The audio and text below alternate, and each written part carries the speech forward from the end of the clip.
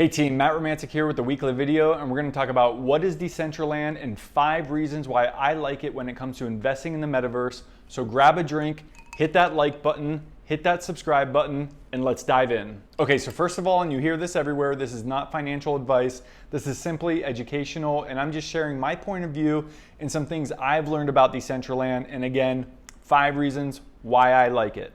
Okay, so first of all, let's start off with what is Decentraland.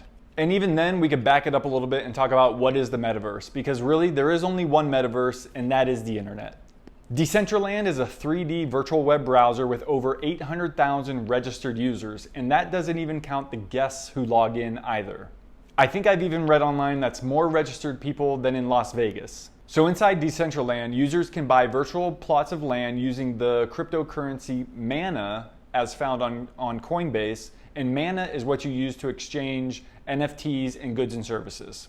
Decentraland uses the Ethereum blockchain, and as of today, March 22nd, 2022, one Mana is going to cost you $2.43 on the Coinbase app. However, if you were to rewind back to its inception, it was about 2 cents. So I'd say that was a pretty good investment, right? Okay, so really quick, let's jump into the 5 reasons why I like Decentraland. And first of all, let's just start off by saying I don't think that this is going to be the single most used metaverse. I did a video a couple weeks back. If you haven't checked that out, go ahead and look at that video on my profile. You can see how to invest in the metaverse. I think at the time for $338, great video. And I basically talked about Facebook, Microsoft, Nvidia, and Apple and how they're making moves into the metaverse. And I don't think Decentraland is necessarily going to compete with those big brands like that. However, I do think that Decentraland could be profitable and could even be fun to use. As a current Nike employee, it's similar to that. Just because Nike's great doesn't mean a Lululemon can't be successful, doesn't mean an Under Armour can't be successful, although they're currently not. But you also see new brands popping up like On Running and things of that nature. So there doesn't have to be just one winner, right? Okay, so reason number 1 that I like Decentraland, JPMORGAN Chase just opened the first bank ever in the metaverse. And if you don't think that's a big deal, just think about who JPMORGAN Chase is. Just the guy that single-handedly bailed out the United States government in 1895. I think what that shows me is even with a boomer like Jamie Dimon as CEO and the guy who says that cryptocurrency is a scam and Bitcoin's going to zero, it actually shows where their intent is. And while they say one thing, actions speak louder than words. So here they are investing in the metaverse with Decentraland. Okay, reason number 2 that I like Decentraland is that they're going to be hosting the world's first fashion show in the metaverse.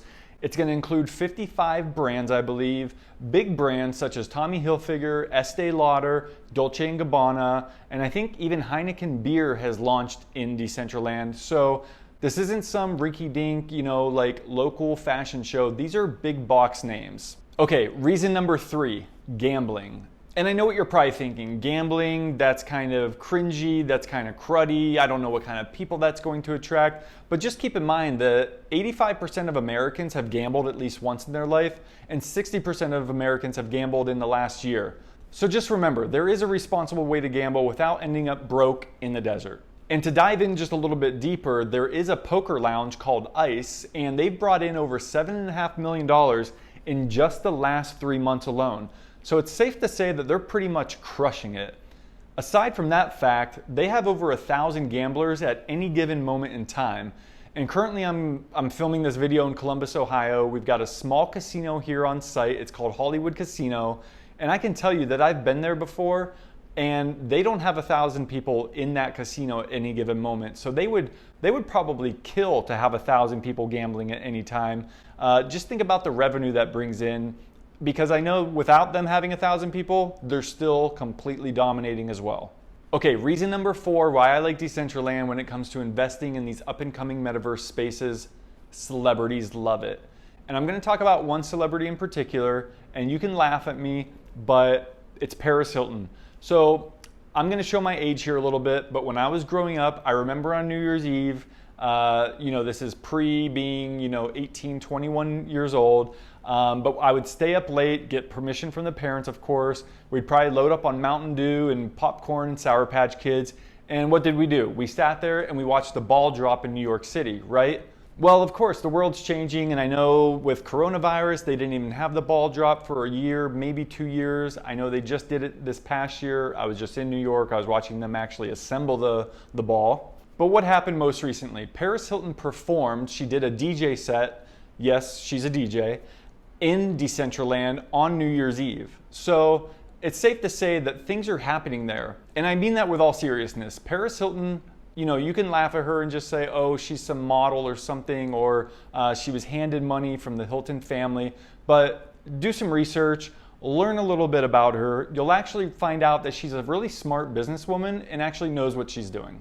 Aside from Paris Hilton, there's been other big names like deadmau5 who have performed within Decentraland, and they put on DJ shows, and I believe Travis Scott has even performed in the metaverse too. So when it comes to big names, these are things that are happening. Again, you just kind of have to do a little bit of research and pay attention.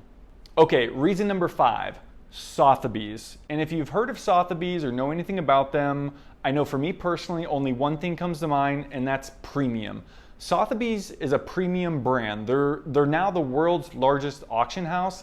And aside from that, I know every time when I drive down the street and I see a Sotheby's sign in front of a house, I know that that's pretty much an awesome house. And when I go online and I see, you know, $100 million, $200 million crazy mansion in like LA or somewhere like that, it's usually sold by Sotheby's.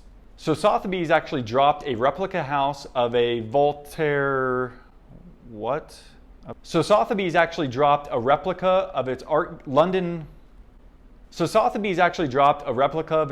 galleries in the Voltaire Art District within Decentraland. Yes, Decentraland, like the real world, has different, you know, plots of land. There's a Vegas district and there's an art district, and that's exactly where they set up shop. And here's a quote by Michael Buhana, the specialist and head of sales at Sotheby's. He said, quote, "We see spaces like Decentraland as the next frontier for digital art, where artists, collectors, and viewers alike can engage with one another from anywhere in the world and showcase art that is fundamentally scarce and unique, but accessible to anyone for viewing.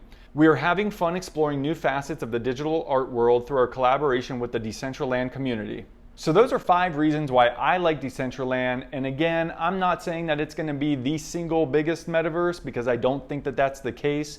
There's other players as well. You can do your own research there. We've got Roblox, Sandblocks, and I think the list goes on, but these are kind of the big names being thrown out right now.